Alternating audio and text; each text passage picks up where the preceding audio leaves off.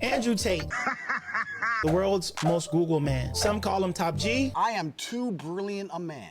Okay. Others call him a misogynist. I really like makeup and I'm really good at makeup. Some say he belongs in jail. Some say hashtag free Tate. Yeah, I have endless stories from jail. Like I had grandmas in there. Whether you like him or you hate him, you can probably agree that he has some polarizing opinions. Today we're gonna watch a short snippet of a clip where Andrew Tate and Patrick Bet-David talk about what it takes in order to thrive in this new AI world. When it comes down to AI, where do you see the threat? Is that something you think about? Is that something you see as an opportunity, as a threat? And if yes, which part of it? Yeah, that's a really interesting question. Deepfakes are certainly going to change the world because what we're going to have is we're going to have a post-truth society, and then the only way they're going to be able to tell you what's true or not is some committee which decides what's true and what's a deepfake, and then they're going to be in charge of the world, and then they're going to lie to you, and then you're really in trouble. So that's going to be very interesting. Once you get to the point where, what did I say earlier about not being able to trust your own eyes? They're going to take that away from us soon. Then what?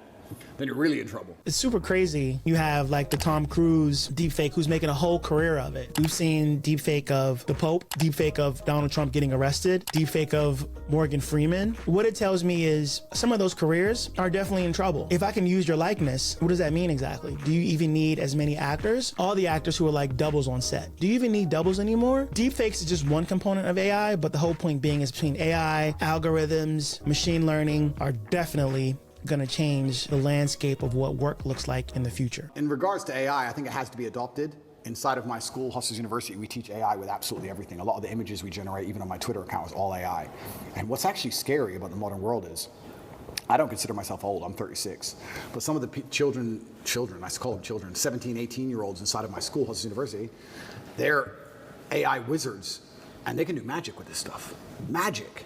Like they can literally, genuinely, Andrew Tate on the moon, and the image is generated in seconds. Like artists are going out of business. I thought AI would put truck drivers out of business. Artists are going out of business. Musicians are going out of business. It's kind of scary. Yeah, I definitely agree. I thought AI would have a big impact on anything that just requires something as simple as being able to, search for something, which is not really a complex process. Yeah, AI was definitely going to affect that. But what I'm seeing now is it's not only that. It's nurses, tech bros, lawyers, and now with autonomous cars, transportation industries are definitely affected. Creative industries, nobody's safe. I think if you're an exceptional person, a truly exceptional person, you don't have to be afraid of nearly anything. But you'll probably agree with this. In my experience, in nearly every business in the world, you have 10% killers, and then you have a bunch who want the paycheck. They do their job, but I wouldn't say they're killers. You understand? Mm-hmm. Those are the ones who have to fear AI. I think businesses in the medium term are going to become killers in AI. I tell them now, I have some guys who work for me on one particular company and their sales staff. The average guys have said, you're not doing much better than ChatGPT could do right now. I want to warn you that you're not doing much better than I could replace you with a machine today, let alone in 5 years from now, for free. You need to be careful. I think he's right. You're going to have to become a killer and be exceptional, or the work that you're doing is going to be replaced by AI. If you're just regurgitating information you've learned, you're not adding any value to it, I think you're screwed. One of the previous posts I did involved a copywriter writing for a company. Her services were no longer needed because ChatGPT could do the copywriting that she was doing. And so she was replaced by AI. And so either you are able to do complex tasks or you get replaced by AI. And that's not only for writing, that's going to be across the board for every single industry. So I think it's just becoming more and more competitive.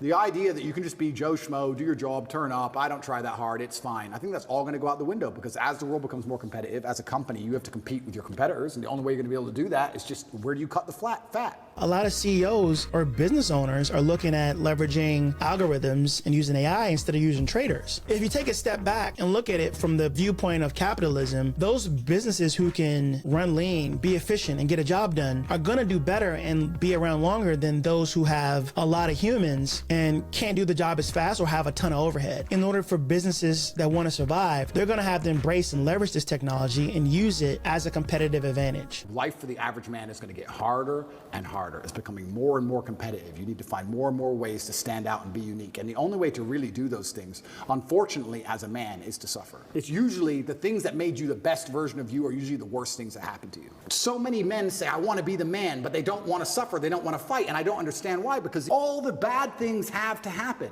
There's no way to get there without the bad things. Salvation comes through suffering. It's just another challenge. There have been tons of technological changes throughout society. Those who are able to adapt thrive in this environment, and those that don't will definitely fall behind quickly. Being average is not acceptable anymore. At all. You have to diversify now so much to even protect yourself. The idea that you can just be a law-abiding citizen in a country and just work your job and be okay is gone.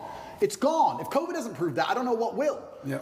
Look at my situation. You have to diversify. You have to be smart enough that you have assets and friends and capability and lawyers and whatever all over the world now. That's the only way to protect yourself. You can't just sit within one jurisdiction and go, oh, well, but I don't speed, so it's going to be okay. I don't think it is. I think it's coming to a point where it's not going to be okay. That's a great point. Being average is no longer acceptable. You need to evolve with how society's evolving. OpenAI came out of nowhere, and it's going to gobble up and swallow up some companies. Technology is doubling faster than it's ever doubled before. I think ChatGPT got to 1 million users in like 5 days. Insane, absolutely insane. You can see what's trending, and so you have enough time to get ahead of it. You have to diversify. If you have one job or one skill set, you're done.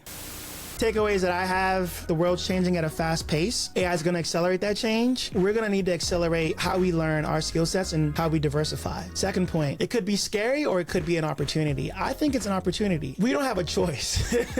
I mean, at this point, it has to be an opportunity if you're going to thrive, because that's the only way to be efficient and more effective than your competitor. And then the last takeaway I'll leave you with is you can protest. At the end of the day, creative destruction always ends up winning, especially in a capitalistic society. Let's take Uber, for example. The taxi cab drivers protested, but Uber still took a lot of those jobs. There is no escaping it. It's only embracing it because it's coming down the pipe here. Don't wait for the government to protect you or put laws in place. Politicians can typically be bought. And people with money usually win, and AI has billions behind it. If you like these type of reaction videos and you want me to do more of them, let me know in the comments below. Make sure you like and subscribe. We will see you in the next video.